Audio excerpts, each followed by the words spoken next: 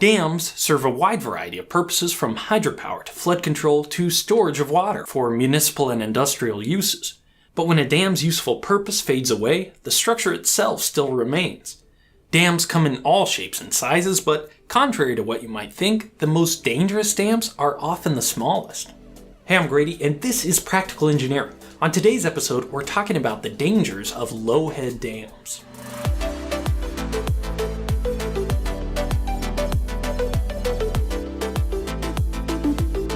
This video is sponsored by Squarespace. Visit squarespace.com/practicalengineering to get a free trial. More on that later. A low-head dam, sometimes simply called a weir, is a small structure that impounds a small amount of water across the width of a river or stream. Usually made from concrete, the purpose of low-head dams is to raise the water level upstream on a river.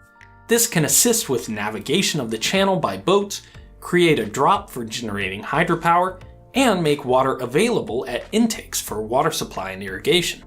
Thousands of these structures have been constructed over the years to take advantage of natural watercourses and rivers. The heyday of low-head dam construction was actually in the 1800s, when mills and factories often relied on water power to drive grinding wheels and other equipment. This was at a time when moving water was the most consistent source of power available in large quantities before the widespread adoption of electricity. Most of these old mills and factories are long gone, and the ones that still survive certainly don't depend on water for power anymore. That means many property owners are forced to maintain these old structures that no longer have any practical use. Or more commonly, and much worse, these dams are abandoned by their owner and gradually fall into disrepair. In the US, dam safety regulations focus primarily on the possibility of a dam breaching and causing a flood wave downstream. But because low-head dams are relatively short, a breach poses minimal danger, so most states don't keep track of these small structures. And especially if they've been abandoned, it can be difficult to enforce maintenance regulations on their owners. But even though they pose little danger in the event of a breach, low-head dams create a public safety issue that has caused more fatalities in the US than all dam failures in the past 20 years. To understand why, we first need to know a little bit about open channel hydraulics. If you haven't seen my video about hydraulic jumps, I'll summarize it here. Go back and check out that video if you want to learn more. Open channel flow, that's flow that's not confined within a pipe, has a very important property related to its velocity that governs its behavior. Slow, tranquil moving water is called subcritical because waves propagate faster than the flow velocity. Faster moving water is supercritical because the waves move slower than the flow velocity. Anytime a supercritical flow encounters subcritical flow, an interesting phenomenon called a hydraulic jump is formed. Low-head dams almost always have subcritical flow upstream. The flow is deep, slow, and tranquil as it makes its way to the dam. But as the flow passes over the weir, it picks up speed and becomes supercritical.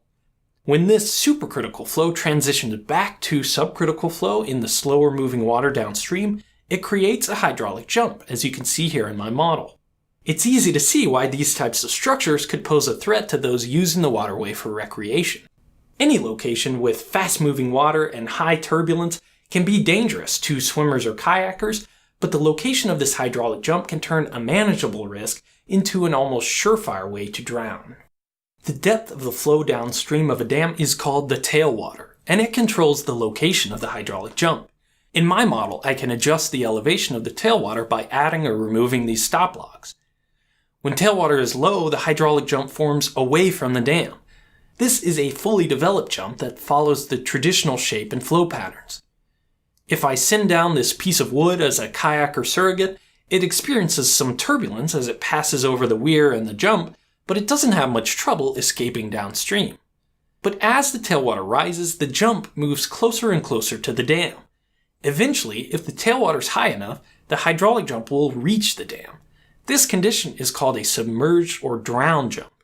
It may look fairly innocuous, but this is when things get dangerous. Let's send our kayak or surrogate down to see why. A submerged hydraulic jump creates an area of recirculation immediately downstream of the dam, sometimes called a keeper for obvious reasons. The jet of the hydraulic jump surfaces downstream, causing a boil point. Sometimes this is easy to see, and sometimes it's not. Either way, objects or people will only be able to escape a submerged hydraulic jump if they're able to get beyond this boil point. And any rescuers who approach a submerged jump from the downstream run the risk of being drawn into the hydraulic themselves. The recirculating current that traps recreators is dangerous enough on its own, but there are other contributing factors to the dangers of low-head dams. These currents also trap large debris between the strong hydraulic forces and the hard concrete surface of the dam, which can batter someone trapped in the keeper. The water's often cold, increasing the potential for hypothermia and further disorientation. The turbulence of the hydraulic jump entrains a lot of air, reducing the buoyancy of a swimmer. And low-head dams often span the entire width of a river, meaning there's no still water nearby that can be used as a safe haven. This is exactly why the low-head dam is called the perfect drowning machine.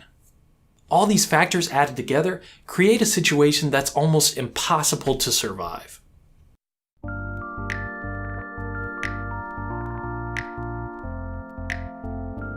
There are a lot of ways to mitigate this issue. The simplest option is just to keep people away from these structures.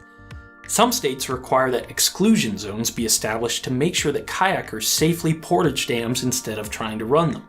Good signage and buoys as warnings can sometimes be enough to keep people safe. Another option is to modify the structure to reduce the potential for recirculating currents. Researchers have proposed various retrofits to existing dams to improve flow conditions when tailwater's high. Of course, the most obvious but also most expensive way to address the issue is to remove these dams altogether.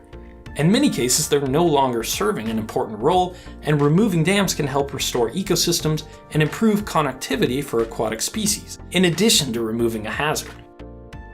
If you're swimming or paddling on a river with a low-head dam, don't underestimate the danger of these powerful hydraulic forces. Different conditions on the river can dramatically change the behavior of the hydraulic jump, as we saw, so be careful. If you're new to the channel, you might not know that I have a website too. It's got a blog post for each video with extra information, a little bit about me, and a small shop with some t-shirts. When I first started this channel, I knew I wanted to have a website to serve as a landing page, but I didn't want to learn web development or spend a bunch of time writing code. That's why I chose Squarespace 4 years ago and have been using it ever since. I don't have to update or patch anything, the templates look awesome, and if I ever have an issue or question, they have 24/7, 365-day support available to help. This may sound silly, but ever since I first logged on to the internet as a kid, I knew I wanted to have my own website. Squarespace made it easy and simple to fulfill that dream of having my own little corner of the web. Take a look at practical.engineering and let me know in the comments what type of stuff you'd like to see me post there. If you've got an idea to share with the world, Squarespace is offering fans of the channel a free trial at squarespace.com/practicalengineering. Use access code practicalengineering to get an additional 10% off your first purchase. A dream is just an idea that doesn't have a website yet. Thank you for watching, and let me know what you think.